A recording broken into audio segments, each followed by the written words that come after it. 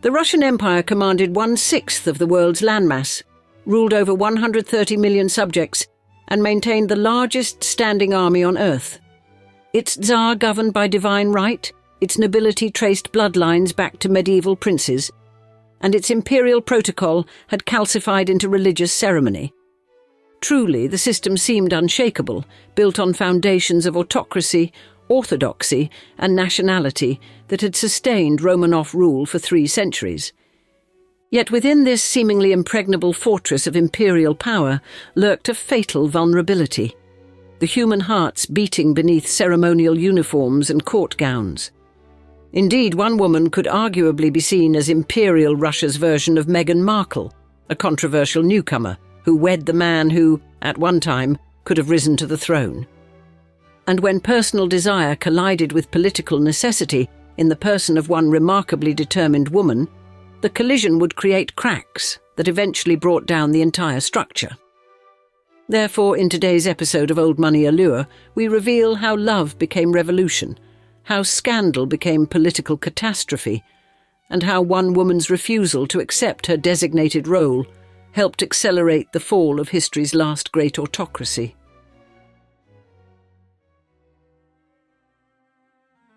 The Blue Cuirassier Regiment's ball in 1907 glittered with all the desperate splendour of an empire dancing on the edge of revolution, unaware that one fateful introduction would help push it over the precipice. Grand Duke Michael Alexandrovich, younger brother of Tsar Nicholas II, stood among the elite guard officers in his regiment's dress uniform, a man carrying the weight of potential imperial succession on his shoulders. At 29, Michael occupied a uniquely precarious position. He was heir presumptive to the Russian throne, standing between a haemophiliac nephew, whose doctors privately gave little chance of reaching 16, and an empire increasingly hostile to autocratic rule. The political atmosphere in 1907 was particularly charged, as Prime Minister Pyotr Stolypin had just executed what became known as Stolypin's coup, dissolving the Second Duma and introducing new electoral laws that dramatically favoured landed nobility over peasants and workers. By April 1907, over 37,000 people had been found guilty of political crimes and 683 death sentences carried out, with the hangman's noose becoming so common, it was cynically dubbed the Stolypin necktie. This atmosphere of repression and fear permeated even the glittering ballrooms where Russia's elite danced, creating an underlying tension beneath the orchestral waltzes and champagne toasts. Into this powder keg walked Natasha Sheremetevskaya, wife of Vladimir Wolfert, an officer in Michael's own prestigious Blue Cuirassier Regiment, a woman who would soon become the catalyst for dynastic catastrophe. The Blue Cuirassiers were among the most elite units in the Imperial Guard, composed of the most veteran troops and the strongest troops alongside the largest and strongest horses, designed to break enemy formations in battle. These regiments served not merely military but crucial political functions, with officers drawn from nobility who were notable for their education, good manners, and were the focal point of the balls and every other kind of society. Born Natalia Sergeyevna Sheremetevskaya on June 27, 1880, she possessed the beauty, intelligence, and social ambition that made her a natural focal point at any gathering. Contemporary accounts described her as vivacious and socially ambitious, a woman who understood precisely how to navigate the complex hierarchies of imperial society through charm and calculation.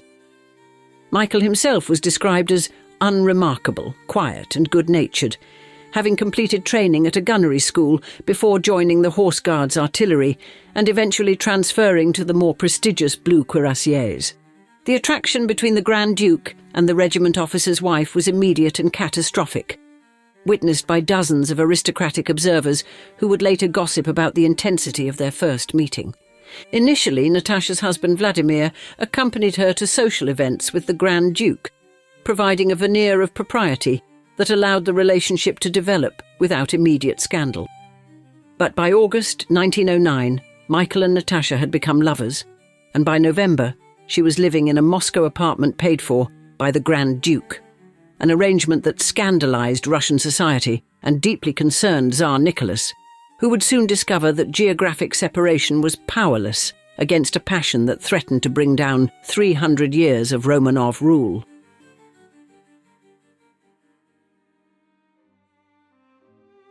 Natasha Sheremetevskaya emerged from Moscow's tiny professional middle class, a stratum comprising barely 1.5% of the Russian population, born into a family that occupied the precarious space between genuine nobility and common merchants. Her father, Sergei Alexandrovich Sheremetevsky, had built a thriving legal practice employing 11 attorneys and earned a position as deputy in the Moscow City Duma, exemplifying the success possible for Russia's emerging bourgeoisie. The Sheremetevsky family's Moscow residence placed them at the epicenter of Russia's commercial revolution, in a city that represented entrepreneurial energy rather than St. Petersburg's aristocratic court culture.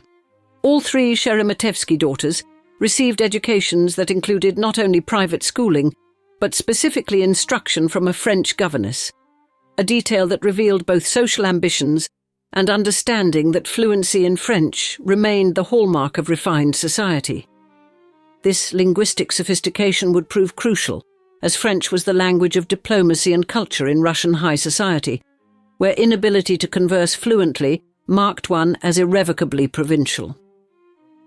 In 1902, at age 22, Natasha married her first husband, Sergei Mamontov, a pianist and conductor at the Bolshoi Theatre, and nephew of the immensely wealthy industrialist and arts patron, Sava Mamontov.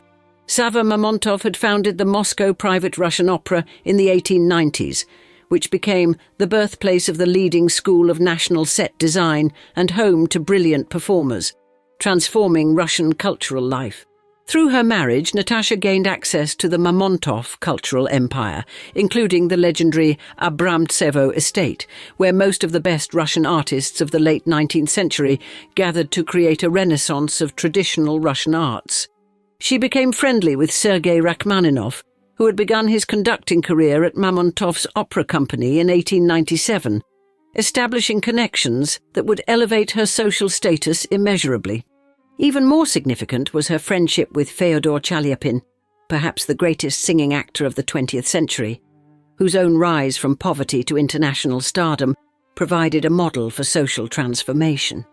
The cultural sophistication she absorbed in these circles, understanding of music, art, and theatrical presentation, would prove invaluable for her later conquests of increasingly elite social circles. But Natasha found her musician husband socially dull and retiring, preferring to stay home rather than attending the glittering social events where she thrived and networked. The marriage produced one daughter, Natalia, nicknamed Tata, born in June 1903, but was troubled from the start by fundamental incompatibility of temperaments. She soon began an affair with cavalry officer Vladimir Vladimirovich Wolfert, whose position in the Blue Cuirassier Regiment provided direct access to the military elite and imperial circles. Russian divorce law only permitted dissolution in cases of adultery by the husband, so Sergei Mamontov gallantly agreed to provide grounds for divorce, facilitating Natasha's social advancement. The couple divorced in 1905, significantly the year of Russia's first revolution, and Natasha immediately married Wolfert, successfully penetrating Russia's military aristocracy. By 1907, she had transformed herself from a Moscow lawyer's daughter into the sophisticated wife of an Imperial Guard officer, possessing both cultural refinement and military connections that positioned her perfectly to attract the attention of a lonely Grand Duke, seeking escape from the suffocating constraints of potential imperial succession.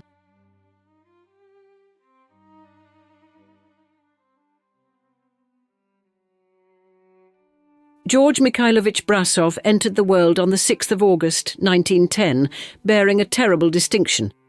He was simultaneously nobody and everything, a bastard who carried the last direct male bloodline of Alexander III. The newborn's legal status defied logic. Because Natasha had not yet divorced Vladimir Wolfert, Russian law declared the child his legitimate son. Here was a Romanov prince trapped in a commoner's name. Imperial blood flowing through a child, the law insisted, belonged to an obscure railway engineer. The absurdity threatened the very foundations of dynastic succession. Michael attacked this legal knot with surgical precision. He and Natasha orchestrated a retroactive divorce that transformed George from Wolfert's heir into an acknowledged bastard, degrading the child's status to elevate his identity. The manoeuvring revealed how even Grand Dukes had to work within legal constraints rather than above them. Nicholas II's response walked a tightrope between acknowledgement and denial. His decree granted the child the surname Brasov, derived from Michael's estate at Brasovo. Vast holdings whose timber and agricultural revenues could support a dozen aristocratic families. The name itself became a brand of legitimacy without legitimization. By May 1911, the Tsar had bent enough to permit Natasha the use of Brasova and residence at Michael's estate. She had achieved what seemed impossible, official recognition of her relationship, while the dynasty maintained its precious boundaries. Yet this delicate balance would soon shatter. September 1912 brought crisis. Tsarevich Alexei hemorrhaged again, his haemophilia growing worse with each episode. Court physicians whispered what everyone feared: the heir might not survive childhood. Michael faced an impossible future. If Alexei died, he would become heir presumptive, forever barred from marrying his commoner mistress. The Grand Duke's solution shocked in its simplicity. On October 16, 1912, in a Serbian Orthodox church in Vienna, he married Natasha in secret. Austrian jurisdiction provided cover. Serbian orthodoxy ensured religious validity. By choosing a commoner bride, Michael guaranteed his own exclusion from succession, protecting love by destroying duty. "I never wanted to be emperor," he would later explain, understanding that his morganatic marriage would force the family's hand. 2 weeks passed before he informed his relatives, a calculated delay that presented them with an irreversible fact. The imperial family's fury erupted like a long-dormant volcano. Dowager Empress Marie branded the union unspeakably awful in every way. Nicholas, watching his son hover near death, saw his brother's timing as a personal betrayal. The Tsar's punishment was swift and total: military command stripped away, assets frozen, estates seized, regency rights revoked, and immediate banishment from Russia. Society gasped at the sentence's severity, but sympathy flowed toward the Grand Duke, not his bride. Natasha received the title Countess Brasova, a careful insult that acknowledged her marriage while denying her Grand Ducal rank. She had won her prince, but lost an empire. Michael had gambled everything on a single throw of the dice, choosing personal happiness over dynastic obligation. His victory was complete and devastating. He kept Natasha but lost Russia, preserved love but fractured the imperial family beyond repair. This private scandal would soon pale beside the catastrophe approaching from an unexpected direction: the muddy trenches of a European war.